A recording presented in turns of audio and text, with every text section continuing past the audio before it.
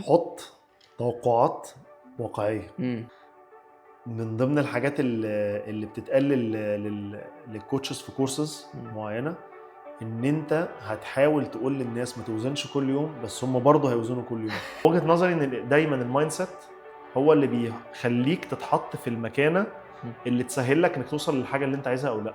once you pass المايلستون دي عقلك هيبقى اللي هو خلاص اتعود، فهتعرف تبيلد بقى اللي هو الهابت ان انت تروح الجيم. ان انا ما اخليش اليوم مأساة بالنسبة لي، يعني يمشي منه كويس ويمشي على رجليه. عندك مايلستونز، يعني انت عندك جول كبير مثلا، انت عايز صحتك شكل جسمك يبقوا حلوين. طب تعال نحط مايلستون، ان احنا الشهرين دول عايزين كذا، الشهرين دول عايزين كذا، الشهرين دول عايزين كذا، الشهرين دول عايزين كذا.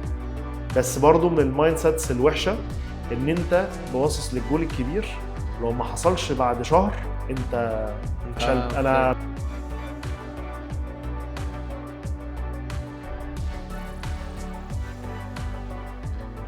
اهلا بيكم في حلقه جديده من Think Different. I'm your host عمر السيد, software engineer, magician and photographer.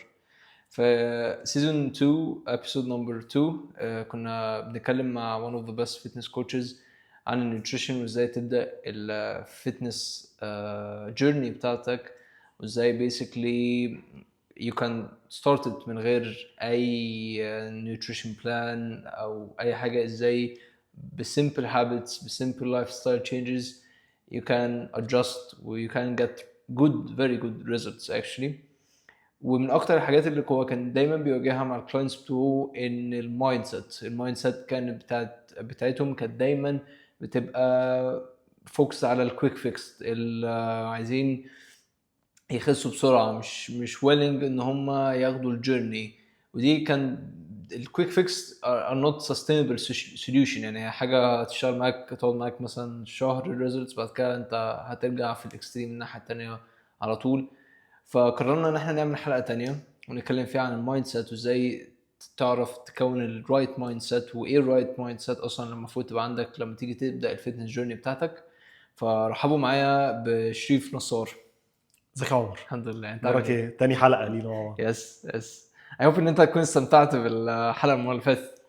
كان وقت, بس حسيت وقت جري, صح. حسيت انا كان عندي كلام اكتر اقوله. دي حقيقه. عشان كده النهارده احنا يعني عملنا حلقه النهارده عشان نتكلم اكتر ان ديب في التوبيك بتاعت المايند سيت مينلي. يعني تعالى نبدا على طول, نخش على طول في الموضوع. بيسكلي بالنسبه لك انت كشريف, يعني how do you define الاثليتيك مايند سيت؟ يعني بمعنى صح ايه يعني ايه مايند سيت, او ايه معنى الكلمه دي اصلا بالنسبه وسؤال لك؟ حلو وسؤال صعب. لو سالت 10 ماشيين في الشارع ايه معنى ايه مايند سيت, هيدوك اجابات مختلفه. ده هي زي كده ايه معنى السعاده؟ عارف الاسئله اللي ملهاش اجابه دي. ايوه بالظبط. بس انا يعني تفسير او معناها بالنسبه لي بالعربي كده, انت عايز ايه من الموضوع؟ اوكي. عايز تعمله ازاي؟ شايفه ازاي؟ لو انت شايف حاجه بطريقه غلط وداخل عليها مستني باكسبكتيشنز معينه, هتتصدم يعني, او مش هتفشل بس مش هتعرف تكمل. يعني لو انا داخل على مثلا شركه وانا لسه متعين جديد وفريش جراد مثلا, وداخل عندي اكسبكتيشنز ان انا هبقى مدير الشركه دي في ظرف شهر, اوكي. لما الاقيهم اصلا مش عايزين يعينوني هتصدم. يعني هيبقى صح. بالنسبه لي اللي هو دي صدمه, لان انا المايند سيت بتاعي ان انا جامد قوي, وان الناس دي اي كلام, وان انا هخش ابقى في الحته دي. صح. فلو انا المايند سيت بتاعي مش واقعي او مش صح, دايما هتلاقي ريزيستنس وهتلاقي اكسبكتيشنز مش مات. فاهم؟ اوكي. فوجهه نظري ان دايما المايند سيت هو اللي بيخليك تتحط في المكانه اللي تسهل لك انك توصل للحاجه اللي انت عايزها او لا. اوكي. لو انت داخل بالمايند سيت الصح على الحاجه اللي انت داخل عليها. اوكي. فهمت منطقي؟ انا فهمت قصدك, كلام منطقي جدا. بس انا يعني في حاجه انت قلتها, يعني حاسسها ممكن تبقى يعني unknown بالنسبه لناس كتير. اللي انت قلت ان انت المفروض تعرف يعني اللي هو الاكسبكتيشن بتاعتك تكون الحاجه الواقعيه بالنسبه لك. طب هو المفروض الواحد يعرف ايه الواقعي بالنسبه له ازاي, يعني او يعرف الحاجه الواقعيه بالنسبه له ازاي اصلا؟ بص, انا بعملها بالاسئله. اوكي. يعني مثلا اقول لك عمر, انت جاي لي تتمرن ليه؟ هتقول لي مثلا جاي اخس. طيب انت شايف ازاي تخس يا عمر؟ هتقول لي اجابه. هقول لك طب ليه انت شايفها كده؟ ليه انت عايز تعملها بالطريقه دي؟ بفضل انزل معاك واحده واحده لحد لما انت تكون الصوره الكامله بالنسبه لك اللي انت شايفها الحل. يعني انت هتقول لي المشكله اللي انت جاي لي عشانها، وهخليك تقول من وجهه نظرك انت، هخليك تقول الحل بكل التفاصيل اللي تقدر تقولها لي. اوكي. وبعدين ببتدي اسالك بقى انت شايف تفاصيل دي كده ليه؟ ليه شايف الحل المفروض يبقى بالطريقه دي مش بالطريقه دي؟ اوكي. طب هل الطريقه دي انت عملتها قبل كده؟ طب لو عملتها قبل كده ايه اللي حصل في الاخر؟ يعني مثلا اديك مثال صغير. اوكي. واحد جاي لي عايز يخس. مم. شريف انا جاي لك عشان عايز اخس. اوكي. كويس قوي. طيب انت عايز تخس ليه؟ عشان اي حاجه، عشان عندي فرح كمان شهرين اوكي. مثلا. طيب ايه اللي انت عملته قبل كده عشان تخس؟ هيقول لي مثلا رحت البيرسونال ترينر، يعني هو بيعيد نفس السايكل. اوكي. هيقول لي مثلا رحت البيرسونال ترينر، مم. هو لحد دلوقتي هو عمل نفس اللي عمله المره اللي فاتت. بالظبط. طيب ايه اللي مختلف المره دي عن المره اللي فاتت؟ هساله. هيقول لي مفيش حاجه مثلا. هقول له طب انت مش شايف ان دي لوب انت داخل طالع منها طول الوقت، سايكل بتعيد نفسها؟ نفس الكلام عن النيوتريشن بلان. يجي حد يقول لي انا عايز نيوتريشن بلان، اقول له طيب انت ليه شايف ان النيوتريشن بلان دي مفيده؟ يقول لي عشان دي هتخسسني. اقول له طب انت عملت ايه المره اللي فاتت عشان تخس؟ قال لي عملت نيوتريشن بلان. طيب لما عملت نيوتريشن بلان كملت عليها؟ لا وقفت بعد شهر. طيب أوكي. طب انت شايف ان دي طريقه منطقيه انك انت تنجح بيها لو انت كذا مره تعملها وكل مره بتوقف؟ فبنوصل مع بعض باسئله بسيطه ان انت تفهم بنفسك وتشوف انت عايز ايه وشايفه يتعمل ازاي، اوكي. وشايفه الطريقه اللي انت استخدمتها قبل كده منطقيه ولا مش منطقيه، ولو مش منطقيه ليه، وايه اللي ممكن تجربه بعد كده. اوكي. يعني انا من الاخر بحاول اخليك انت تكون المايند سيت بتاعك والجول بتاعك والاكسبكتيشنز بتاعتك والابروتش بتاعك. لو انت الابروتش بتاعك غير المايند سيت او الاكسبكتيشنز بتاعتي او الابروتش بتاعي، عمرنا ما هنتقابل. صح. يعني هديك اكزامبل صغير. جالي واحد عايز يتمرن عشان يخس وعشان جسمه يبقى حلو والكلام اللي هو الطبيعي. اوكي. قال لي انا عايز اتمرن وابقى فورمه وشكلي حلو ومش عارف ايه. تمام، اتفقنا.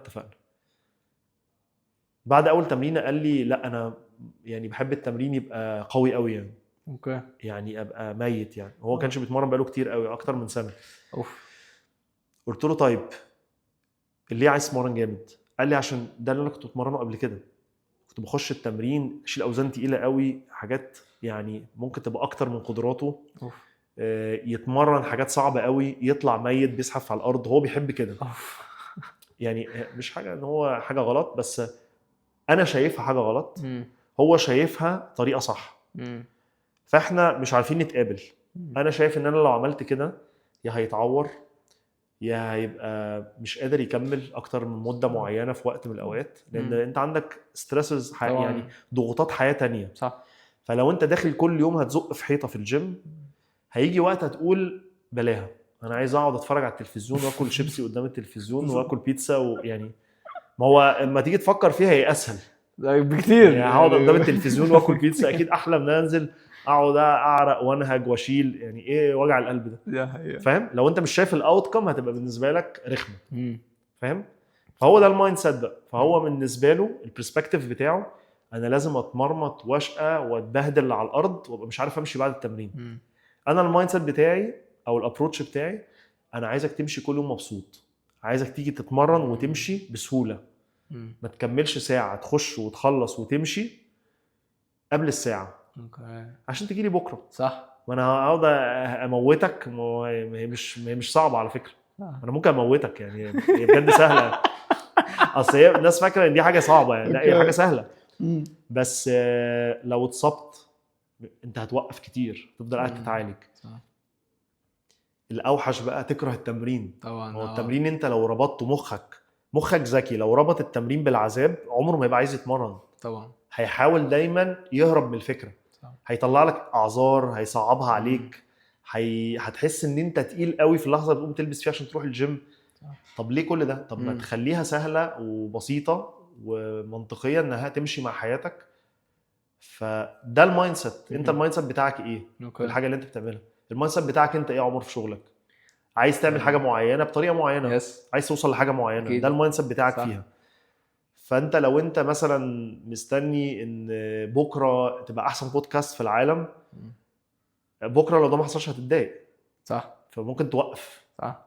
فمهم قوي ان المايند سيت بتاعك يبقى منطقي، مم. يبقى سستينبل، يبقى حاجه انت تعرف يعني تكمل بيها. مم. ما يبقاش ان المايند سيت بتاعك هيت اند ران. صح. يعني انا بيجي لي كتير قوي في التمرين بالذات ناس مايند سيت بتاعها هيت اند ران. أوف. يعني انا جاي عايز اتمرن مع شريف، اخس شويه وبعدين همشي. مم. بعدين لما تعمل كده وبعدين تروح تتخن، يعني مثلا خسيت معايا 5-10 كيلو، بعدها هتسيبني 3-4 شهور تروح تتخنهم تاني وترجع لي بعد 4 شهور. طب احنا بنعمل ايه؟ أوف. يعني انت ولا صحتك احسن صح. ولا جسمك اتحسن مم. لانك تخنت اللي انت خسيته. اوكي. فالمايند سيت انا بشوف ان ده مش مايند سيت كويس يعني مم. لصحتك. يعني مش صح. بتكلم ليا انا حاجه بيرسونال، بتكلم لصحتك انت. انت عايز حاجه تفيدك مع الوقت، تخلي صحتك احسن، تعيش اكتر، فاهم؟ صح. على الاقل نحاول يعني بنعمل الحاجه بطريقه الصح يعني. دي حقيقة. فهي شويه ممكن تبقى ريلاتيف من واحد لواحد، بس لو انا وانت مش عارفين نتقابل في النص ازاي هنتعامل مع بعض؟ لو انت المايند سيت بتاعك في حاجه غيري صعب قوي ان احنا نكمل. صح. ولو انت داخل على حاجه بمايند سيت بعيد عن الواقع صعب قوي تكمل فيها. صح. يعني ده وجهه نظري يعني. دي حقيقة. طب سؤال، انت عملت ايه مع الشخص ده؟ عندي فضول. مشي. بجد؟ ما هو مش ما صعب يكمل. يعني لو انا شايف حاجه بطريقه وانت شايفها بطريقه مش هنفضل قاعدين مع بعض. صح. مش هنعرف نعملها مع بعض. اوكي. انت شايفها كده وانا شايفها كده، فايه اللي هيحصل؟ هتسيبوا بعض. هيمشي. انا كنت فاكر ان هو مثلا اقتنع او شاف يعني ما هي بقى ده لو انت قررت تعمل شيفت في المايند سيت بتاعك. يعني لو انت فكرت وقررت ان ده غلط او ان انا عايز اغير من نفسي في حاجه هتبتدي تسمعني. بس لو انت شايف نفسك ان انت صح مش هنوصل لحاجه. صح. صح. فهي في الاخر هي قرار برضه. لو انت شايف ان عشان تخس مثلا انت تتمرن شهر واحد في حياتك، عايز تخس فيه جامد قوي وبعدين تاكل براحتك، لو انت شايف ان ده صح مش هعرف اقنعك ومش هوصلك لحاجه، فاهم؟ صح. صح. لان مفيش حاجه تقدر تعملها في شهر هتخلي صحتك وجسمك كويسين مدى الحياه. كنا كلنا عملنا كده بالظبط. يعني.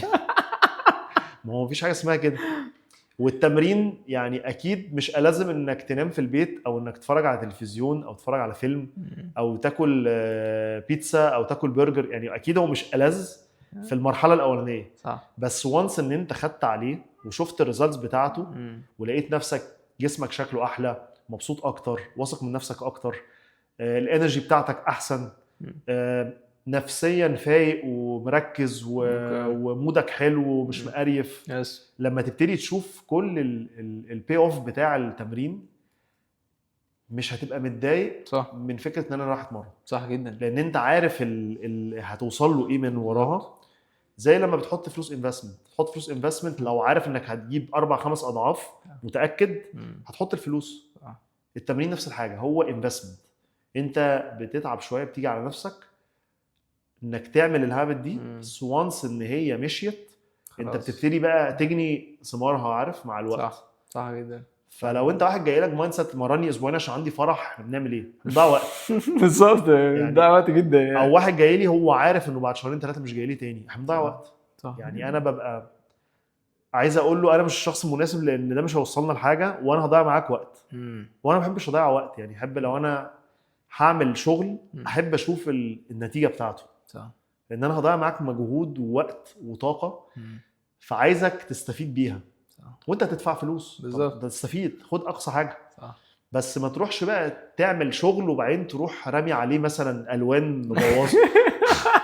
انا بجد بيصعب عليا ساعات. في واحد كان بيجي لي يتمرن 3 شهور يخس نص 10-15 كيلو وبعدين يروح يتخرم تاني. فبقول له انت بتعمل كده ليه؟ بيقول لي انا باجي لك عشان كده، عشان عايز اكل براحتي. هي المايند سيت بتاعته كده. اوكي. يعني هو شايفها كده، شايف ان انا عايز اكل براحتي، عشان اكل براحتي عايز اخس، عشان اعرف اكل براحتي عشان اطلع للوزن ده تاني. ما هو ده بقى غريبه قوي، غريبه قوي. بس هو ده المايند سيت بتاعه. يعني انت مش عارف تغير دماغ حد. اوكي. بس ممكن احاول اساعدك تشوف المايند سيت بتاعي. لان المايند سيت بتاعي انا بقوله لك من اكسبيرينس، مش بقوله لك ان انا مثلا بتحكم فيك وعايزك تعمل حاجه على مزاجي. صح. لا انا بقول لك اللي هيخليك تبقى صحتك احسن وشكل جسمك احسن وتبقى سليم ومودك يبقى احسن وطاقتك تبقى احسن وتبقى واثق في نفسك اكتر وتتبسط في حياتك بره التمرين يعني فاهم. فانا بحاول اخليه يشوف الصوره دي بس ما اقدرش افرضها على حد. ما اقدرش اقول لك عمر انت لازم تشوف الموضوع زي من وجهه نظر ما ينفعش. انت لازم انت تشوفها. انت لو مش شايفها يبقى احنا مش هنوصل لحاجه. انا بحاول اخليك تشوفها باسئله. اقول لك عمر طب انت شايف ايه؟ طب اللي انت عملته ده وصل لايه؟ هنوصل لحاجه كده صح. بس ما عرفناش يعني مش هعرف اقنعك فاهم. صح دي حقيقه. بس هو في بعض الناس اللي هو بحس اللي هو بتعمل الموضوع ده عشان بتبقى فاكره اللي هو انا لو فضلت اتمرن معاك ما انا كده هتمرن معاك طول العمر. فانا اللي هو طب يعني الناس بتبقى فاكره ان الموضوع ملوش اند يعني اللي هو امتى الموضوع هيبطل اللي هو انا اقدر بقى لوحدي انا يعني ابقى اتمرن لوحدي بقى واكون مسؤول عن نفسي. بص هو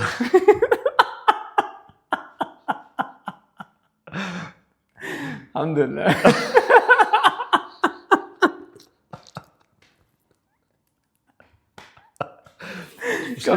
كمل عادي يعني عادي. السؤال ده منطقي جدا. يعني اي حد بيجي يتمرن او بيفكر يتمرن ممكن يعدي في باله اللي هو طب انا هتمرن واشقى لحد بالظبط. يعني انا هاجي كل يوم اتعب كده. وهو في الاول هي بتتشاف كده بتتشاف شقه وتعب ايه انا هاجي كل يوم اعمل كده. عشان كده كنت بقول لك ان مهم قوي انها تبقى سهله في الاول. يعني نزولتك الجيم في حد ذاتها مجهود في الفتره الاولانيه. الفتره طويله ممكن تبقى مثلا اول شهر اوكي بتبقى اسهل بالتدريج. بس اول شهر هيبقى لود عليك انك انت واحد عندك شغل واحد عندك بيت واحد عندك ظروف عندك التزامات. انك تنزل تروح تتمرن تاخد شنطتك تركب عربيه تروح التمرين تحط شنطتك تخش تسخن تتمرن. انت عشان توصل لان انا هتمرن دي بتبقى تقيله قوي في الاول. عشان كده عشان تعرف تكمل فيها لازم تبقى في الاول سهله. اوكي. لو سهله في الاول وحسيتها سهله المده هتبتدي تحس طب الموضوع مش متعب طب ممكن اعمله كل يوم. لكن لو قلت لك كل يوم يا عمر انزل اجري 10 كيلو يعني مش عيشه. بالظبط.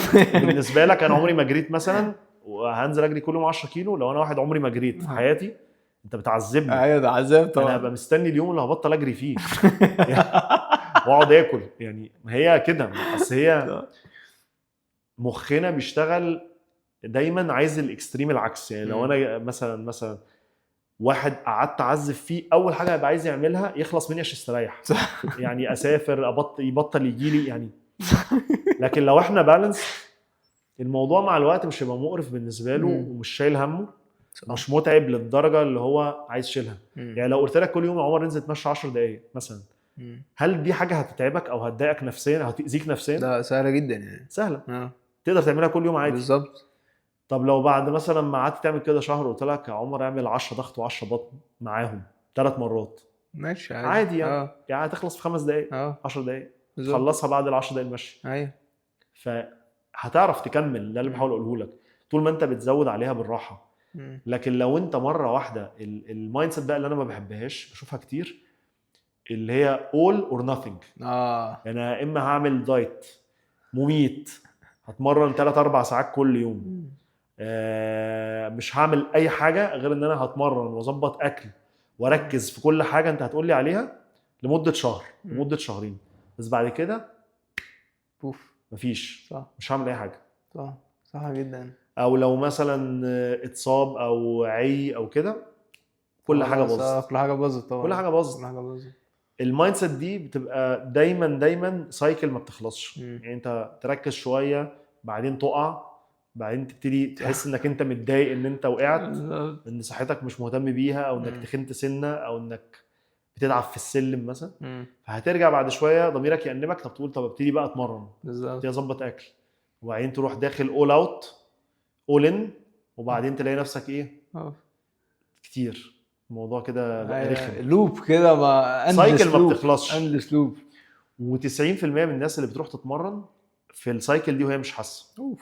الدايت اللي هو من غير اي حاجه، انا قافل عيش قافل مكرونه، باكلش حاجه اصلا. انا في ناس بيجي لي ما بتاكلش حاجه ده اصلا، بجد؟ بياكل يعني هبل، يعني ممكن يقعد يوم كله على بيضتين وحاجات كده. ده ازاي؟ ما هو عشان ازاي دي بيجي بعد وقت ويكولابس خالص ويفتح على الاخر. طبعا. ما هو الجسم مش مستحمل، الجسم مش معمول عشان تفضل تجوع فيه.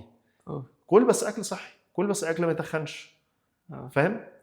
فالفكره بتاعت اللي هي all or nothing دي، المايند سيت ده انا بحاول اخلي الناس تشوف ان هو عمره ما نجح معاهم وبالتالي مش هينجح. صح. مش عيب فيك كبني ادم، هو عيب في الطريقه، صح. ابروتش مش مظبوط. لان انت جسمك مش هيستحمل الابروتش ده لمده طويله. صح. eventually في حاجه هتحصل، اوكي. يا اما انت هتزهق، هتتخنق، هتتحرق، هتتصاب، هتعيا. واول حاجه لما ده يحصل هتعملها ان انت هتبقى مش عايز ترجع له، مش تبقى عايز ترجع له طبعا، لان انت اتعذبت. صح. فاهم؟ صح. فدي مثلا من الاكزامبلز بتاعت المايند سيت اللي انا بشوف ان هي مش بتوصلك لحاجه كويسه ليك قدام. بس في بعض الناس عارف اللي هو بتبقى حاسه ان في، يعني بتبقى خايفه مثلا من موضوع البيرسونال تريننج ده بسبب ان هي خايفه تستغل، او خايفه اللي هو ماشي يا عم انت، يعني مثلا فور اكزامبل الراجل اللي هو كان عايز يتمرن جامد ده، هو مثلا ممكن من وجهه نظره اللي هو انت بتمرني بالراحه عشان افضل معاك بقى وافضل اجي اتمرن ومش عارف ايه وبتاع. فالناس ساعات يعني بتبقى مش شايفه اند الموضوع البيرسونال تريننج، يعني بتحس ان هو عارف اللي هو لايف تبقى عايزه النهايه السعيده فين. ايوه يعني النهايه السعيده بعد قد ايه بالظبط، يعني همشي امتى من هنا بالظبط، امتى هبطل اروح للبيرسونال ترينر يعني امتى. هو في ناس فعلا بتفكر كده، يعني مش هقول لك ان ده مش موجود، في ناس بتفكر كده، في ناس بتفكر اللي هو الاند ديت بتاعي هنا امتى. بالظبط. فلما بيلاقوا ان دي ملهاش اجابه فبيخلوها سيزونز. بالظبط. انا بقول لك الواقع اللي على الارض يعني. تتحول ان انا شغلتي بتبقى بالنسبه لهم سيزون. انا مش بهزر والله، انا بتكلم بجد. في سيزون افراح، في سيزون الساحل، في سيزون يعني هو ممكن يبقى بيرسونال ايفنتس اكتر. اوكي. هي سيزونز بالنسبه للشخص. اوكي. يعني انا تعالى اتفرج عليها في شهر 4 و5، انا ببقاش مش ملاحق، انا مش ملاحق والله بجد. شهر 4 اللي فات ده ما كنتش ملاحق. 4 و5 دول كانوا كارثه. 6 مفيش حد. 6 مش حد. 6 مثلا يعني نص الناس مثلا، اكتر من نص الناس مش موجوده. كله بقى راح الساحل، واللي ما راحش الساحل خلاص، ما هو اللي راح ولو مش هروح خلاص مش هروح. يعني هي سيزن. يعني لما الناس ما بتلاقيش الاجابه، اصل هي مالهاش اجابه، محدش بيسالها لي، محدش بيقول لي انا هبطل اجي لك امتى. بس هو جوه دماغه هو عارف هيوقف امتى. اوكي. هو عارف ان هو جاي مثلا عشان زاد 5 كيلو عايز ينزلهم. ايوه. بس ممكن ما يقولها ليش. او عارف ان هو جاي قبل الساحل ب3 شهور او شهرين، فهو عارف انه عايز ينزل لوزن معين عشان في الساحل بس ايه مايوه. ايوه. بس شكلنا وحش. انا بقول لك ده بجد، ده اللي بيحصل. ده هي. بس الناس بتتحرج تقولها. يعني ما حدش يخش يقول لي انا اخري الشهرين دول عشان بعد كده اروح الساحل. ايوه. هو مش هيقولها، بس انا ببقى فاهم ان انا فاهم انت كعمر وانا بتكلم معاك المايند سيت بتاعك عامل ازاي. صح. فلو انا شايف المايند سيت بتاعك ان انت شخص الابروتش بتاعك تمبرري، اللي هو انا جاي عشان شورت فيكس او كويك فيكس عشان امشي بعد كده، عشان هفضل مكمل في السايكل، ما اقدرش اقول لك ما تجيليش، ما اقدرش اقول لك ما تتمرنش معايا، ما اقدرش اقول لك ما تروحش تتمرن سواء معايا او مع غيري. بس اقدر اخليك تشوف ان ده عمره ما اشتغل وعمره ما يوصلك لحاجه في الاخر، لان انت بترجع للبوينت زيرو كل شويه. صح. يعني انت لما تخس 5 كيلو او 10 كيلو وبعد الصيف تزيدهم، وبعدين تخسهم، وبعدين قبل الصيف اللي بعده تخسهم بعد ما زدتهم، يعني انت عمال تعيد. صح. ترجع لبوينت زيرو، عمال تعمل بروجرس ترجع لبوينت زيرو، تعمل بروجرس ترجع لبوينت زيرو. المايند سيت دي انت مش بتتحسن فيها، مش بتتطور كشخص. بالظبط. صحتك مش بتتحسن. فاهم؟ صح. صح جدا. الهارت ريت بتاعك مش بيتحسن. اكيد. الريسبيريشن ريت بتاعك مش بيتحسن. ما دي هيلث ماركرز، هي دي اللي بتأدي ان صحتك تبقى كويسه او لا. صح. سيبك من الصحه، لو الصحه في ناس بتشوف ان هي مش مهمه، الشكل اهم. في ناس بتشوف ان الشكل اهم من الصحه كتير. اوكي. تمام، انا همشي معاك. الشكل، انت شكلك لو عملت ايه في شهر مش هيتحسن زي لو حطيت مجهود اقل لمده سنه. صح. مستحيل جدا. صح جدا. مستحيل. يعني حتى اكلمك من ناحيه الشكل، لو احنا بنتكلم من الشكل البرسبكتيف بتاع ان انا عايز شكلي يبقى كويس، لو عملت ايه في شهر مش هتوصل لحاجه زي 6 شهور او سنه. مهما كان المجهود اكيد اتحداك، مهما كان المجهود اللي هتحطه في شهر استحاله يديك بروجرس في الشكل زي اللي ممكن تعمله في 6 شهور او سنه. حتى لو مجهود اضعاف المجهود. صح. استحاله، كان كله عمل كده. ما بالظبط صح جدا. بس هو انت قلت ان فينا الناس السؤال ده بيبقى في دماغها بس ما حدش بيقوله. طب انت لو لو انا جيت لك وقلت لك السؤال ده، يعني اجابه السؤال ده ايه؟ اللي هو انا همشي من عندك امتى؟ يعني امتى هبطل اجي لك، امتى هبقى مسؤول انا عن نفسي ومره انا نفسي اروح بقى الجيم يعني اللي هو عارف اللي هو بيسكلي بيبقى السؤال اكتر اللي هو امتى هبطل ادفع فاهم؟ امتى ابطل ادفع فلوس؟ يعني وابقى انا بقى اللي هو بروح الجيم لوحدي. الاجابه حسب الهدف. يعني مثلا هديك مثل برضه عشان يفهمك. اوكي. لو انت جاي عشان تخس فانت مش محتاج مده طويله. اوكي. يعني انت ممكن من خلال مثلا 6 شهور لسنه انت ممكن تبقى فهمت المفروض تعمل ايه. مشكله انك انت تكمل لوحدك تماما. اوكي. لو انت ما بتعرفش تتحرك، ما بتعرفش تتحرك ازاي، ممكن تعمل حركه غلط. صح. دي مشكله. المشكله التانية لو انت طول الوقت من النوع اللي بيحب يعمل بروجرس، يعني مش ساتسفايد في حته معينه. اوكي. مشكله الفتنس ان هو طول الوقت دريفن باي ادابتيشن. يعني ايه؟ يعني انا مثلا بمرن عمر، هحط على عمر ستريس الشهر ده. اوكي. الشهر اللي جاي ستريس بقى على عمر سهل، فلازم اصعبه شويه. لازم اصعب عليه التمارين، اصعب عليه العدات، اصعب عليه الاوزان، اقلل البريكس، ازود الاكسرسايزز في السيشن. يعني لازم ازود عليك نوع من انواع الضغط مع الوقت. صح. بالراحه، كل شويه ازود سنه او اصعب حاجه او اختار اكسرسايز اصعب شويه. فهي عمليه معقده جدا. اوكي. مع الوقت لو انت طول الوقت عايز تتطور كشخص. لكن لو انت هدفك عايز تخس وبس، انت مش محتاجني على طول. انت هتفهم الهابتس اللي انت محتاجها، هتفهم البيزك موفمنتس اللي انت محتاجها، وهتكمل بيها. هتمشي على نفس الفريم ورك اللي انا عامله معاك، بس مش محتاج تعمل اكتر من كده عشان تبقى صحتك كويسه. اوكي. لكن لو انت بقى عايز تطور الفتنس بتاعك، كونفرسيشن تانية. كونفرسيشن تانية خالص. اوكي. مش معنى لان انت الفتنس طول الوقت عايز اشوف عمر وصل لايه، طب نصعب له عمر هنا، طب دي مش ماشيه، طب نغير دي. تويكس طول الوقت فيها تويكس. فالفتنس كونفرسيشن والصحه كونفرسيشن تانية. كومبيتيشن كونفرسيشن ثالثه. وجوه الكومبيتيشنز اللي انا بشوفها في جولز كتيره. في اللي داخل يكمبيت في حاجه عشان بس يبارتيسيبيت، مش فارق معاه يكسب، لو طلع الاخير يبقى مبسوط. وفي اللي داخل عايز يكسب ولو ما كسبش تبقى بالنسبه له مشكله. وفي اللي داخل عايز يبقى في ترتيب كويس. فاهم؟ في اي كومبيتيشن. يعني بنشوف كروسفيت، بنشوف الهاي روكس، بنشوف التراياثلونز، بنشوف الماراثونز، بنشوف حاجات كتيره الناس بتخشها. المايند سيت بتاعك في الكومبيتيشنز مهم يبقى واضح من الاول انت عايز منها ايه. اكيد صح. هل هي بتضرك ولا بتنفعك؟ اوكي. يعني ده كونفرسيشن تانية. المايند سيت بتاعك واقعي ولا لا؟ يعني ايه بتضرك او بتنفعك؟ هديك مثل يعني من الحاجات اللي انا بشوفها. واحد مثلا يبقى عنده مشكله في الهيب ومشكله في ركبته، ويقول لي انا داخل اجري ماراثون 20 كيلو ولا 21 كيلو. ليه؟ هتكسب ايه؟ مش هكسب حاجه بس هتبسط. طيب هل انت ركبتك والحوض بتاعك هيستحملوا انك تتمرن عشان تعمل الريس ده؟ هو عارف ان الاجابه لا، بس هو عايز يخش الريس ده ويعمله مثلا. انا بشوف ان المايند سيت دي غلط. مش عشان انا شايف كده، عشان انت هتتاذي. صح. كروسفيت بشوف ناس كتيره بتتاذي منها. بجد؟ كروسفيت لو انت مش كيبل ان انت تخلص الايفنت او الكومبيتيشن وتطلع منها سليم وكويس وقادر تتمرن بعدها بيومين 3، يبقى انت داخل بمايند سيت غلط او داخل على حاجه هتاذيك. فالفكره مش ان انا اخش ريس او اخش مثلا حاجه زي هاي روكس وبعد كده اقعد 6 شهور جسمي كله وجعني. يعني ايه الفايده في كده؟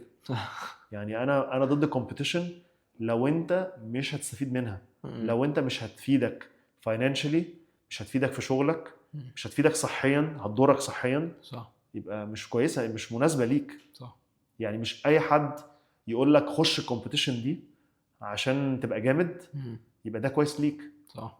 يعني انا من الناس اللي في اول الكارير بتاعي في الرياضه كنت بخش الكومبيتيشنز حلاوه روح، اكتشفت ان ده غلط. بخش ليه؟ يعني لازم تسال نفسك سؤال، انا داخل ده ليه؟ هستفيد منه ايه؟ طب هيضرني ولا لا؟ طب لو هيضرني هل ورث ان انا اخش؟ يعني لو انا مثلا حد جه قال لي مثلا، اديك مثال يعني صغير، لو انا حد جه قال لي هديك مثلا 100,000 جنيه وتخش ريس هاي روكس اللي جاي في اسبانيا، ماشي. هخش. هتكسب. هكسب منها فلوس. حاجه على نفسي يعني. ماشي بس في فايده. بس في فايده. هكسب فلوس. انا محتاج الفلوس. اوكي. لو انا بقى قلت لك تعالى اجري، هتتمرن 6 شهور موت عشان تخش سباق. ماشي. وبعدين بعد ما تروح السباق هترجع مصاب وتقعد تتعالج 6 شهور تانيين ومش هتكسب فلوس وهتصرف عليها عشان تروح. هتروح؟ لا. روح ليه طيب؟ بالظبط كده. اجري هنا جنب البيت وخلاص. اجري على قدي يعني، على قد اللي يخليني تاني يوم سليم وقادر اقوم امشي واروح شغلي يعني فاهم؟ ده هي. يعني الكلام اللي انا بقوله ده هيضايق ناس. انا بكلمك انا عارف انه هيضايق ناس، بس هي دي ده اللي انا شايفه وده اللي بشوفه بيحصل للناس. انا بشوف ناس راجعه من هاي روكس مش قادره، كل حاجه وجعاها، مسكين هنا ومسكين هنا ومسكين هنا. وناس بتتمرن بتخش حاجات زي كروسفيت، مش كروسفيت بس بيخش حاجات فانكشنال كومبيتيشن، فانكشنال فيتنس كومبيتيشنز. هل انت مؤهل تعملها وتطلع منها كويس؟ دي اجابه عند كل واحد مختلف. صح. يعني مش كل الناس يقولوا مش كل الناس يقولوا لا. اكيد. بس لو انا هطلع منها مش سليم، مش مستفيد منها اي حاجه، مش هكسب، مش هتبسط، هتصاب، يعني هنضيع وقت. صح. وصحه. فاهم؟ صح. فبرضه دي من الحاجات اللي المايند سيت فيها مهم يبقى واضح انت داخلها عايز ايه. لكن لو هتخش تتبسط وهتكسب فلوس، او هتخش تتبسط وهتطلع سليم مش هتيجي عليك في حاجه وانت مبسوط، جو فور ات، ليه لا؟ اوكي. فهي حسبه يعني. اوكي. بس قصدك ايه بتطلع سليم دي؟ يعني اصل انت ممكن تتصاب يعني في اي كومبيتيشن حتى لو انت جاهز، يعني قدر الله يعني. بس في حمل في كل حاجه. يعني لو انت كل يوم بتجري كيلو وجيت قلت لك يا عمر انت تجري 30 كيلو في سباق بكره واتصبت، ده مش عشان انت يعني ان دي ظروف حاجه من عند ربنا. أوكي. لا، ده اسباب. أوكي. انت متعود تجري كيلو، بقيت تجري 30 كيلو فجاه كده، ولا لازم اتمرن لها؟ لازم تتمرن لها. لازم اتمرن لها. صح. فلو انت متعود على حمل معين وجيت انا فجاه قلت لك الحمل بدل ما هو كده هتخش كومبيتيشن تدوس على نفسك فيها وتحاول تسبق اللي جنبيك بحمل كده، ايه اللي هيحصل؟ بنسبه كبيره هتصاب طبعا. هاي ريسك. اكيد. يعني هاي ريسك، الا لو دي شغلانتك، الا لو ده اكل عيشك، الا لو دي حاجه بتكسب منها فلوس. زي ما قلت لك لو انا داخل ريس وهكسب منه 100,000 جنيه هتمرن له واعمل مثلا يعني عشان هكسب منه فلوس. لو انا هتبسط ومش هتصاب وهطلع منه سليم وتاني يوم اصحى الصبح اروح التمرين عادي بعد الريس ده او بعد الكومبيتيشن دي، هعمل كده. طالما هي مش بتأثر عليك في حياتك بشكل سلبي وعلى صحتك او على جسمك، احساسك بجسمك، وهتبسطك اعملها. صح. بس لازم المايند سيت بتاعك واضح، انت داخل تعمل ايه. صح. لازم يبقى في هدف بيزيكلي من الحاجه اللي انت بتعملها دي، وتبقى قايسها. يعني عارف ان انت داخل بالهدف ده بالظبط، وانت مثلا مؤهل انك تعمل الهدف ده والظروف كانت مناسبه انك تعمل الهدف ده. فاهم؟ صح. مش مثلا انا ما عنديش وقت اتمرن اصلا وحاجز سباق بعد 6 شهور واقعد 6 شهور ما اتمرنش وبعدين اروح السباق. طب ما يحصل لي حاجه. فاهم؟ نسبه ان يحصل لي حاجه عاليه جدا طبعا. فاهم؟ طبعا. فمهم المايند سيت بتاعي يبقى منطقي مع اللي انا عايزه. فاهم؟ يعني مثلا برضو من الحاجات اللي بشوفها كتير، انا عايز اخس، حاولت كل حاجه عشان اخس وما بخسش. طيب انت مثلا بتاكل ازاي؟ بياكل كل حاجه بس كميات، يقول لك باكل قليل بتاع بس بيتزا وبرجر ومش عارف ايه. طيب بتتمرن؟ لا. طب بتتحرك؟ لا. طب بتنام كويس؟ لا. طب بتشرب ميه؟ لا. طب بتقف في الشمس؟ لا. طب عايز تخس ازاي؟ صحتك كلها مدمره عشان بتاكل كميات صغيره قصاد كل ده. انت شايف ان انت المفروض تخس وما بتخسش ليه؟ انك مش واخد بالك من جسمك. فاهم؟ يعني لازم دايما المايند سيت تبقى منطقي موضوعي ماشي مع اللي انا بعمله. اوكي. واقيس الحاجه، يعني انا هعمل ايه وهاخد ايه. اوكي. من ورا كل حاجه بنعملها. انا بشوف ان دي حاجه مهمه، ان انت تبقى عارف انت عايز إيه من ورا المجهود اللي انت بتعمله، والمجهود اللي انت بتعمله فعلا هيوصلك انت واخد بكل الفاكتورز، ولا انت داخل اللي هو فاكر ان انت عامل كل الفاكتورز. دي حقيقة اتفق معاك جدا. بس يعني احنا كده ممكن يعني ممكن نقول ان المايند يعني ان المايند سيت let's say ممكن نقول عليها الكوربتد مايند سيت let's say معظم الوقت بتبقى جايه من الميس انفورميشن. يعني ممكن نقول ان الميس انفورميشن هي الروت اوف الكوربتد مايند سيت. مش عارف دي بتبقى سببها ان هو فاكر ان دي الطريقه الوحيده، ولا من كتر ما هو بقى باترن بقى هابت. يعني فاهم؟ اوكي فاهم قصدك. يعني عمري ما فكرت فيها بالطريقه دي، يعني عمري ما فكرت فيها ايه سبب ان هو بيفكر كده، بس انا بحاول اوصل معاه بقى، امشي معاه بقى، اخد معاه السكه الاخيره. طب انت عملت كده، طب تعالى، طب لو عملنا كده تاني ايه اللي هيحصل؟ هبطل اجي، هبطل اعمل دايت. طب لو بطلت ايه اللي هيحصل؟ هتخن تاني. طب هو ده اللي انت عايزه؟ لا. طب نعيد بقى، تعالى نعيدها من الاول. طب ما تيجي نعملها كده توصلنا، لو عملنا كده توصلنا لايه؟ هعرف اكمل. طب لو عرفت تكمل هتخس. طب لو خسيت هبقى مبسوط. طب لو بقيت مبسوط صحتي تبقى احسن. طب ما تيجي نشوف الروت ده. فاهم؟ يعني انا بمشيها روتس، بس كل حد بقى ممكن يبقى عنده سبب. يعني واحد اتعلم كده ما شافش غير كده، واحد جابت معاه نتيجه فكان فاكر ان هي دي، وان هو وقف عشان العيب منه. بالظبط. يعني كل حد ممكن يبقى عنده اكسبيرينس مخليه يفكر في الموضوع بطريقه، بس انا بحاول اخليك تشوف الصوره. ناخد مع بعض الروت اللي انت عايزه كده ونشوف هنوصل لايه في الاخر. اوكي فاهم؟ فهمت قصدك. يعني ممكن نقول هي ميكس اوف ميس انفورميشن على expectations على شويه past experience، يعني ميكس من شويه. بص احنا طبعنا مستعجلين. يعني كلنا صح. يعني انا اي حاجه عايزها في الدنيا انا مستعجل برضه. انا عندي نفس المشكله. يعني لو مثلا عايز اوصل لحاجه انا عايزها بسرعه. يعني ده باترن طبيعي في مخنا، احنا عايزين حاجه بسرعه. صح. بس لما تفكر فيها بالراحه، الاستعجال ده هيخليني لونج تيرم ما اكملش اصلا. فانا بعمل عكس الاستعجال. صح. فانا مهمتي ككوتش اوريك ان الاستعجال ده هيوقعك. لازم اسالك واخليك تفكر ان انت تشوف بنفسك ان الاستعجال ده وصلك ليه قبل كده. فاحنا مش عايزين نكرر نفس السايكل تاني. صح. فاهم؟ ان لو انت فعلا مستعجل امشي بالراحه عشان تكمل. صح. لان انت لو جريت هتتعب في نص الطريق بيسكلي يعني. بالظبط. فانا بحاول بس اوضح له المفاهيم دي، احاول اوصل معاه لميدل جراوند، اللي هو انت شايفها كده انا شايفها كده، طب ما تحاول تشوفها بطريقتي شويه، طب تعالى نمشيها حاجه في النص ونجرب. وانت لو لقيت الطريقه بتاعتي شغاله نكمل، يعني ليه لا؟ فاهم؟ صح. حاجه هتفيدك تخليك مكمل اكتر. بالظبط. انا اللي بخليني اقول ان الميس انفورميشن بارت من الموضوع ان يعني ممكن نقول بحس ان الكوميرشال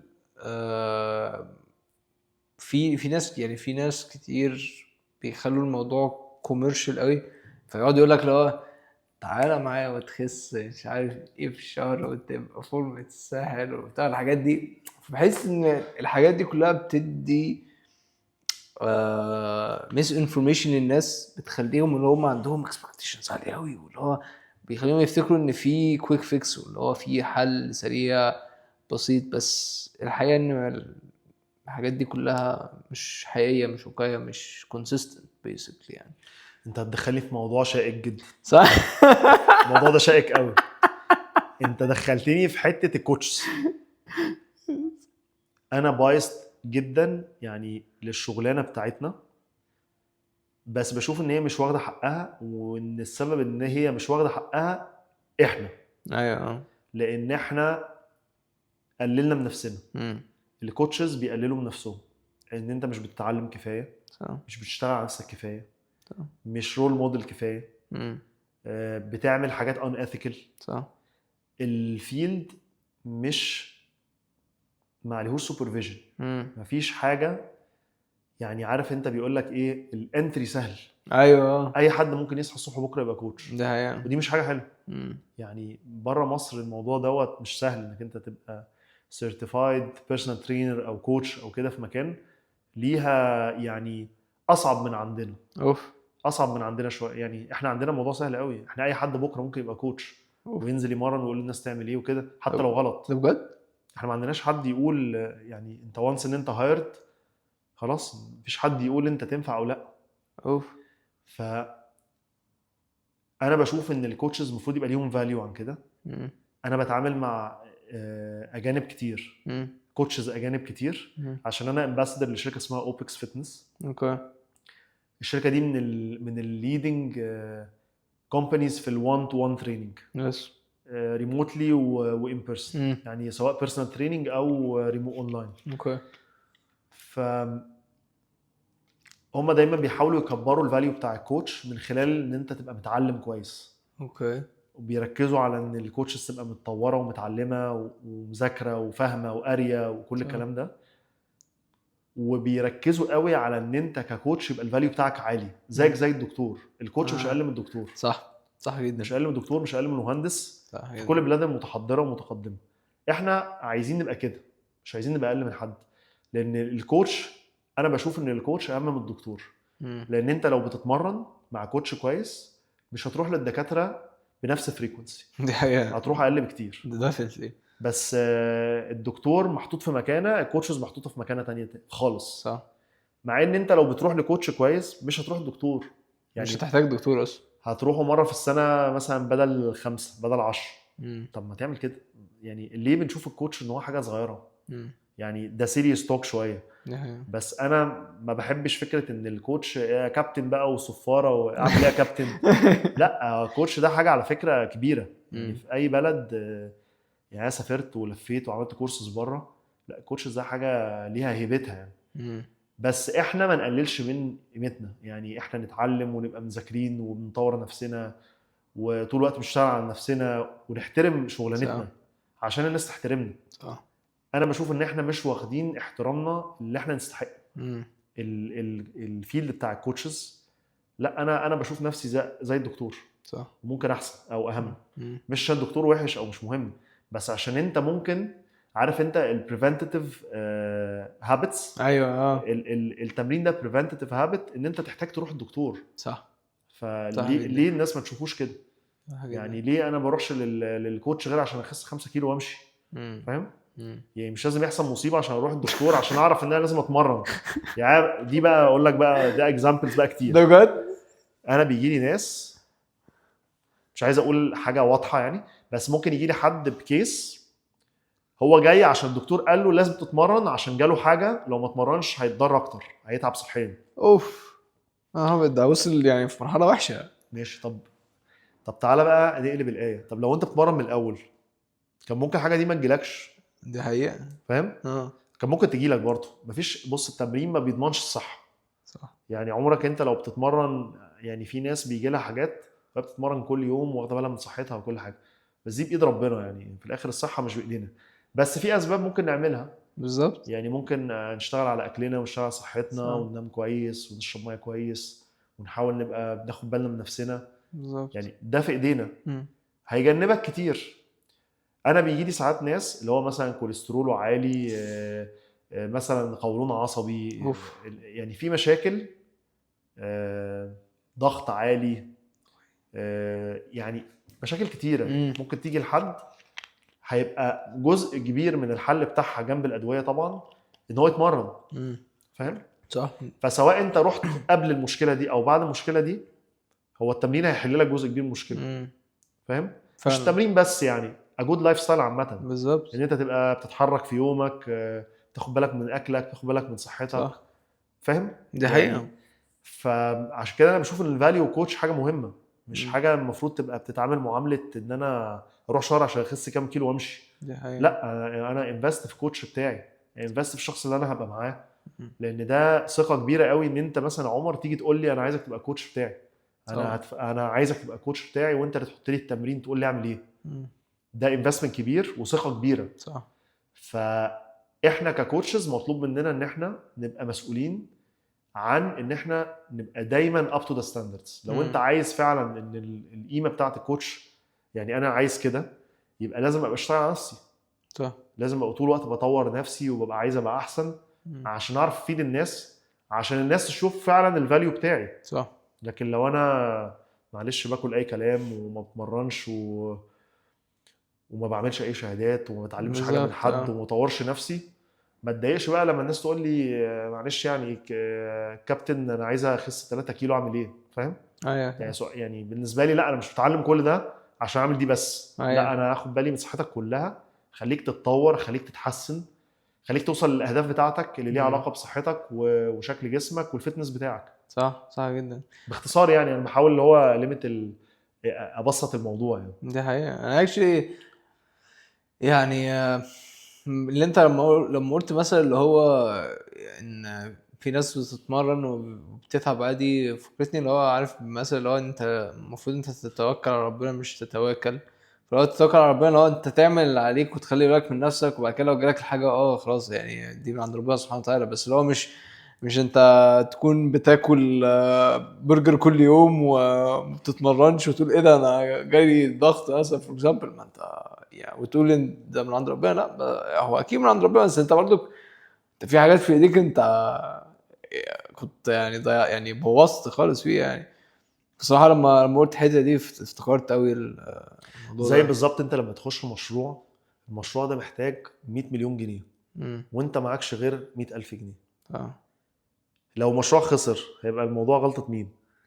غلطتك. غلطتك انت داخل مشروع مش معاك فلوسه اصلا. يعني فاهم؟ فما تقولش لا انا خسرت ليه، انت داخل اصلا على حاجة انت مش قدها، انت بالظبط. بعيد خالص عنها. فاهم؟ صح. فهو التمرين نفس الحاجة، ما تطلبش من نفسك حاجة بعيدة خالص وبعدين تزعل لما ما تحصلش. فاهم؟ دي حقيقة. حط ستاب صغيرة، لما تعملها حط ستاب تاني. صح. بس يبقى في كويك وينز. يعني انا مثلا انا بشتغل كتير قوي مع ناس اقول له في خلال شهرين 3 هنخس مثلا 5 كيلو 7 كيلو اوكي. ونعمله. اوف. نحط جول تاني بقى، اوكي. اهو تعالى جربناها في حاجه صغيره. اوكي. طب ما تيجي بقى نحط جول احلى، ما تيجي بقى نحط جول شكل جسمك يبقى احلى شويه، اوكي. تبقى عندك طاقه اكتر تلعب مع اولادك، تبقى عندك تركيز احسن وثقه اكتر في شكل جسمك وفي تركيزك وفي الطاقه بتاعتك، تحس انت اقوى. فاهم؟ صح.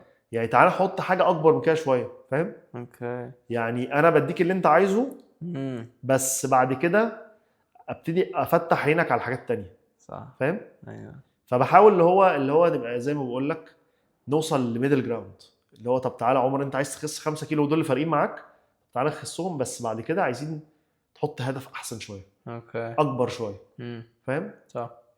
فده برضو من الابروتشز اللذيذه، ان انت برضو تبقى عندك مايلستونز. يعني انت عندك جول كبير، مثلا انت عايز صحتك وشكل جسمك يبقوا حلوين، طب تعالى نحط مايلستون ان احنا الشهرين دول عايزين كذا، الشهرين دول عايزين كذا، الشهرين دول عايزين كذا، الشهرين دول عايزين كذا. بس برضو من المايند سيتس الوحشه ان انت باصص للجول الكبير، ولو ما حصلش بعد شهر انت فشلت، انا مش هتمرن تاني ولا هعمل دايت ولا هتمرن وعلى ابوها. يعني دي فاهم؟ ايوه يعني دي هي دي برضو يعني اللي هي all or nothing mindset، دي اللي هي انت عايز انا هعمل كل حاجه بس في اللحظه اللي احس فيها ان انا ما وصلتش خلاص كل ده هرميه، مش هعمل منه اي حاجه. دي حقيقة. ما هي صحتك انت.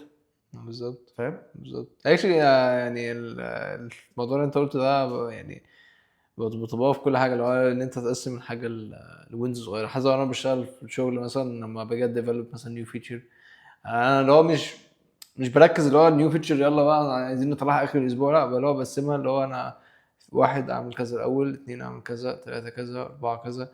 فاللي هو كل يوم بعمل تشيك مارك على حاجه انا خلصتها، فاللي هو بتحس اصلا بيديك احساس ان انت في بروجرس، انت بتتحسن.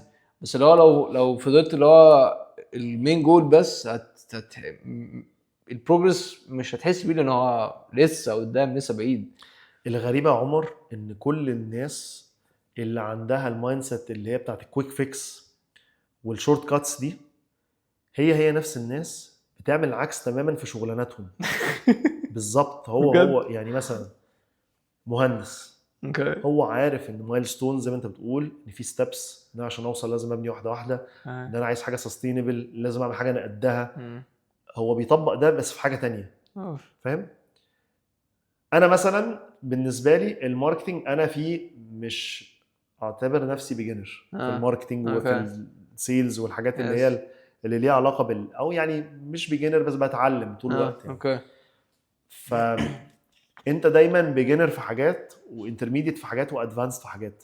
يعني انت مثلا في البروجرامينج بتاع الابلكيشنز غير مثلا في الماجيك غير في البودكاست غير دي في حقيقة. يعني كل رول في حياتك انت ديفلوبت الليفل فيه. دي حقيقة. فانا ممكن يبقى عندي ناس فاهمه كويس قوي بروجريشنز والحاجه بتتحقق ازاي في حاجات تانية، اوكي. بس لما يجي للفتنس اديني البرشام انا عايز شهر ابقى واحد تاني، مع ان هو فاهم ان المواضيع ما بتمشيش كده، بس هو اتعود ان التمرين انا جاي اخس شويه دول عشان ارجع بس كده وبعدين ايه نروح الساحل وبعدين نبقى نتكلم. بالظبط. ممكن نقول اكشلي جات لي يعني في صوت جات لي دلوقتي اللي هو احنا ممكن نقول ان انت لو مش قد التمرين بلاش تتمرن. يعني لو انت مش قد ان انت تروح الجيم بلاش تروح الجيم. تقفلهم قوي كده صح. لا يعني ممكن تقولها بطريقه تانية، ممكن تبقى اعمل اللي تعرف تكمل عليه. يعني دي الطريقه اللي انا احب يعني تتقال كده. لو انت بالنسبه لك الجيم مجهود فظيع ما تروحش الجيم. صح. عايز تمرن من البيت مرن من البيت، عايز تمشي على روتين مشي معين تمشي عدد دقائق معينه كل يوم وتزودها. عايز تعمل حاجات في البيت، عايز تمشي على يعني كل حد عنده بريفرنس. في ناس تحب تاخد العجله تمشي بيها شويه، في ناس تحب واحده تجري تعوم. يعني في اوبشنز كتيره، بس انا بشوف ان انت كبني ادم محتاج تبقى بتعمل نوع من انواع السترينث ونوع من انواع الكونديشننج على مدار اسبوع. يعني ما تبقاش كل يوم بتجري بس، ما تبقاش كل يوم بتشيل حديد بس، يبقى في ميكس من الاثنين. لو انت بتحب مثلا تلعب بادل ممكن تاخد ان دي هي الكونديشننج هابت بتاعتك، الحاجه اللي منهك فيها. مثلا تحب العجل ممكن تاخد ده الكونديشننج اسبيكت بتاعك. فاهم؟ صح. بس لازم يبقى في سترينث برضه. يعني لازم يبقى في حاجه تقوي العضلات بتاعتي، تقوي المفاصل، بتخلي انجري بريفنشن عالي، بتخلي انرجي احسن. ده ليه بنفيتس وده ليه بنفيتس، الاثنين مهمين. صح. بيكملوا بعض. ما ينفعش ابقى بعمل جيم بس وما بنهكش خالص، ما ينفعش ابقى بنهك بس وما بعملش اي ريزيستنس تريننج خالص. ده حقيقي. الاثنين هيفيدوني صحيا. بالظبط. انا خليني اقول كده في الاول برضو لان انا يعني انا شخصيا بقالي فتره يعني انا عندي فكره ان انا عايز ارجع اتمرن تاني، بس حاليا انا عارف ان انا دلوقتي مش هقدر ابقى سستين. يعني انا عارف دلوقتي ان انا دلوقتي مشغول في كذا حاجه، مسؤول في كذا حاجه، بودكاست والشغل وبتاع وكذا حاجه تانية. فانا عارف لو انا دخلت الجيم هصدمه، عارف اللي هو مش يعني هضحك على نفسي، عارف اللي هو حلو انك تبقى عارف ده. حاول تمسك في حاجه صغيره وما تسيبهاش. يعني مثلا بيعدي على ناس فترات هم عارفين انهم مش يقدروا يلتزموا في الجيم، بس ممكن حاجات معينه اعرف افضل ماسك فيها بحيث لما اجي ابتدي ما ابداش من الصفر خالص. يعني مثلا انت قلت قدامي الموضوع ده قبل كده، تلعب ضغط وبطن في البيت. دي حقيقة. بتنزل ساعات تجري. امسك في دول. امسك فيهم. امسك فيهم على قد ما تقدر، يعني ما توقفهمش لحد ما يجي وقت تقدر تزود عليهم. احسن ما تبتدي من الصفر وتقعد مثلا 6 شهور ما بتعملش حاجه خالص، ولا بتجري ولا بتعمل بوش ابس ولا بتعمل سيت ابس، ما بتعملش اي نوع من انواع الاكسرسايز، وفجاه عايز بقى تعمل. هتبتدي من اني بوينت في الحالتين؟ لما تبقى بادئ من البوش ابس والسيت ابس احسن لك من تبقى بادئ من ولا حاجه. صح جدا. فامسك في اللي تقدر تمسك فيه. ده السستينابيلتي اوف هابتس، ان انت تعرف تبني عليها مع الوقت. فهمت versus ان انت تبقى دايما from scratch او from zero. فهمت قصدك جدا.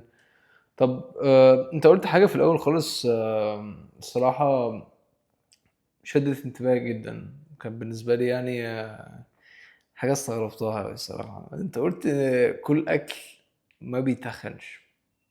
يعني هل في اكل ما بيتخنش؟ بص في الاخر هي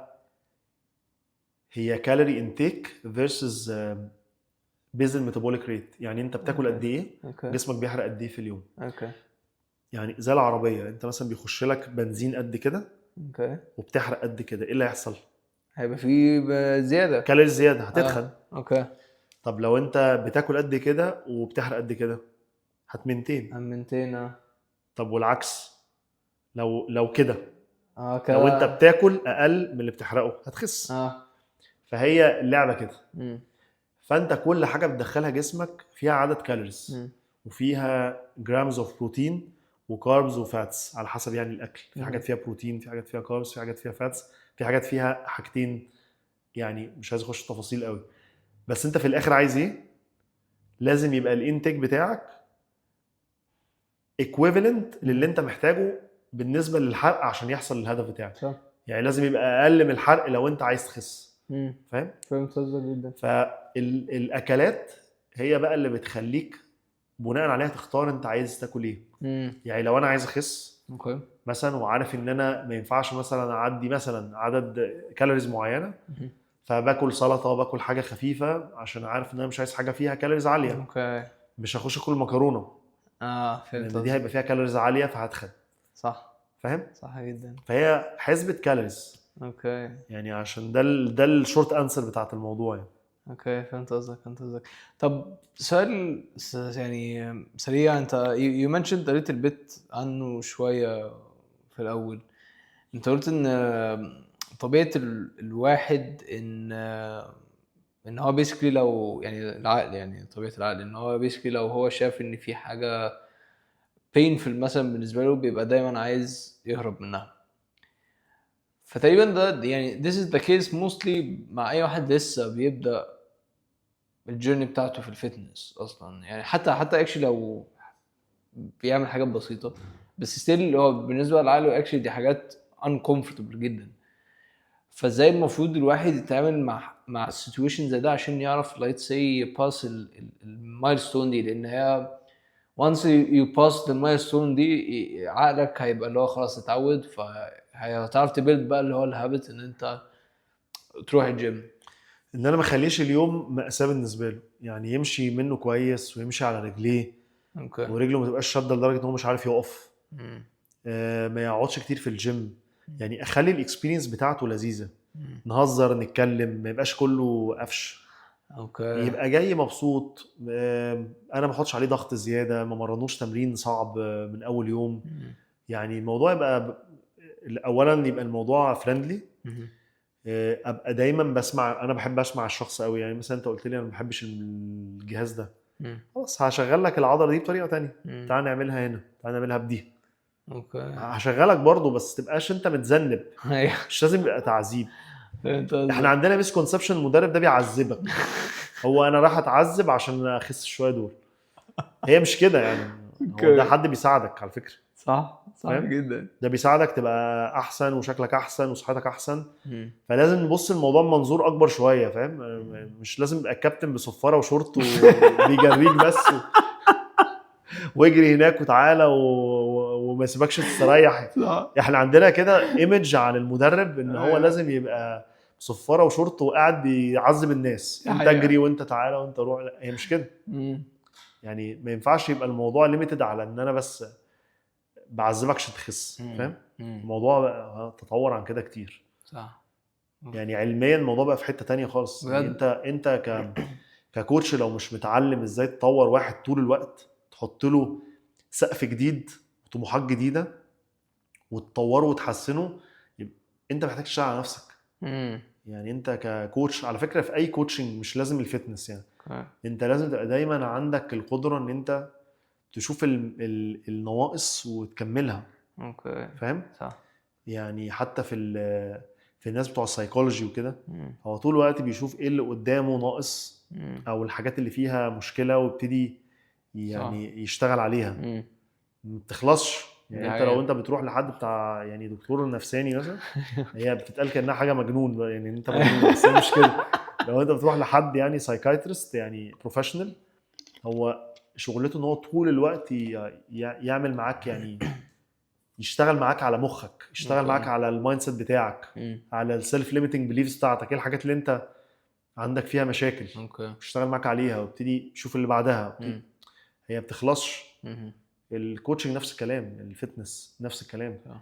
انت مفيش حد بيبقى اللي هو انا صحتي 100 ومش محتاج اتمرن تاني او مم. هفضل اعمل نفس اللي بعمله ده للابد. صح. لا، انت طول الوقت في ريفاينمنت، وفي حاجات بتشتغل كويس، في حاجات بطلت تشتغل، طب في مم. حاجات ناقصه، في صح. حاجه ممكن تتزود، طب ما تيجي نغير دي، طب مم. ما تيجي نعدل دي. الموضوع معقد ومليان حاجات. أوف. ف... فانت دايما محتاج يبقى معاك حد في وجهة نظري يتحرك معاك. مم. الموضوع مش صغير، مم. مش عايز اصعبه، بس انت ممكن تعمله بطريقه بيزك هتاخد منه بنفيتس كتيره. اوكي. بس لو انت عايز ذا نيكست ليفل لازم يبقى معاك حد يمشي معاك الموضوع. صح.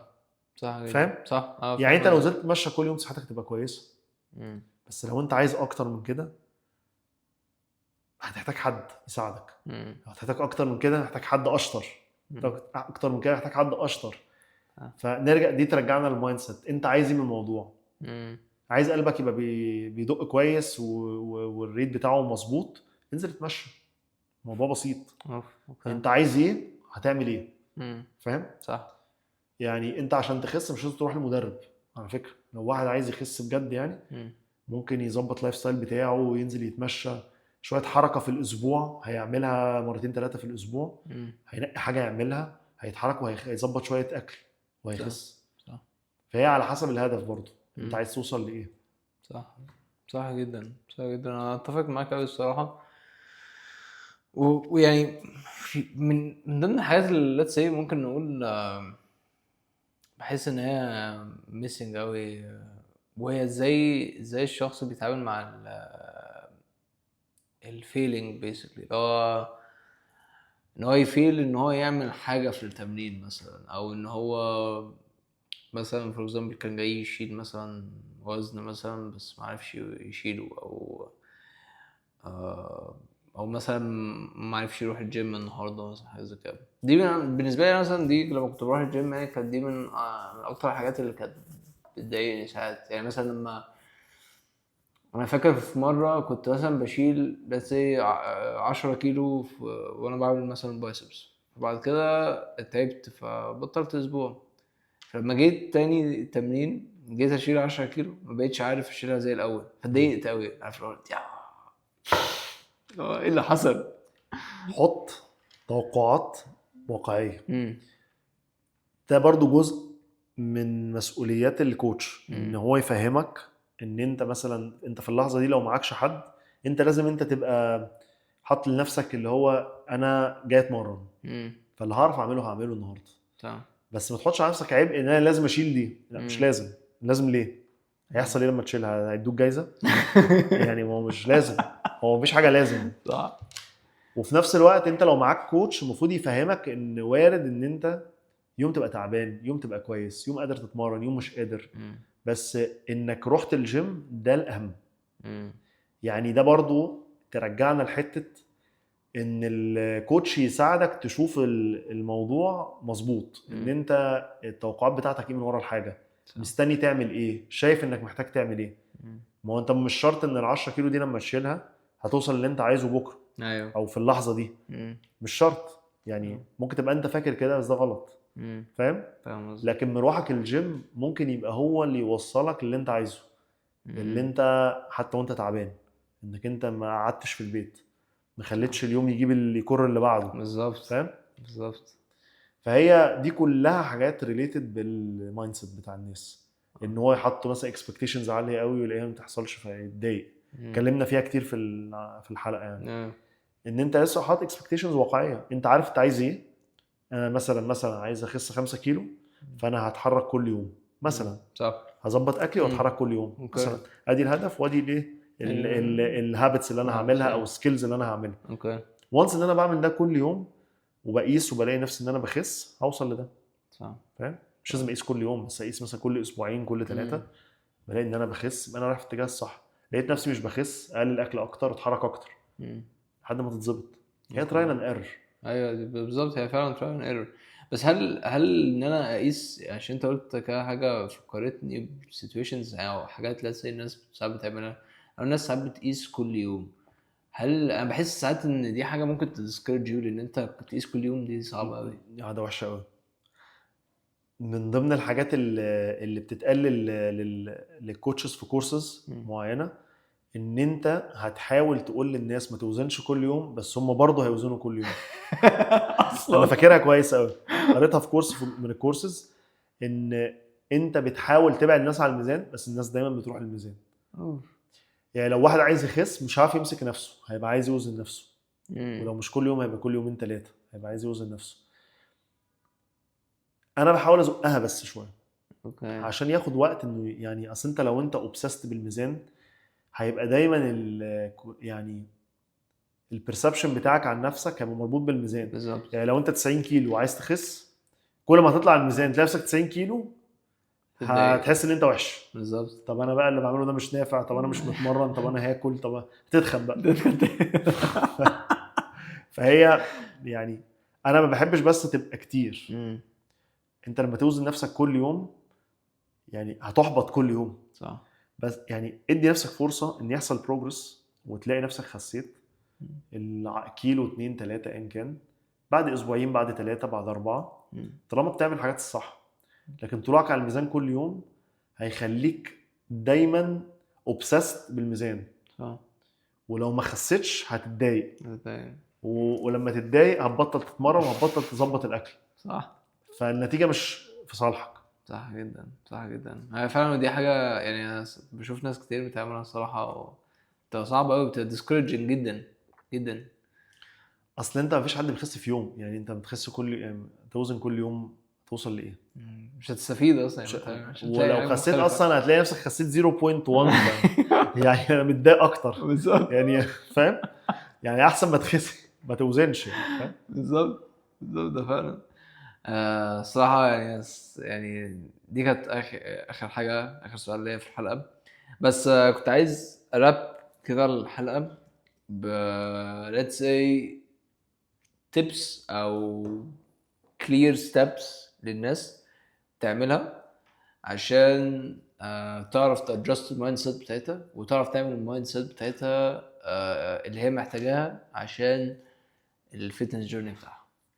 طيب سؤال حلو قوي. اول حاجه هتفكر فيها ايه الهدف بتاعك. ماشي. اوكي، دي ستيب 1. اوكي. ستيب 1 احدد الهدف اللي انا عايزه. ستيب 2 هكسر الهدف ده ل سكيلز. اوكي سكيلز. ماشي. وبعدين هكسر السكيلز دي لبراكتسز اعملها كل يوم. ماشي. بسيطه. اديك مثال.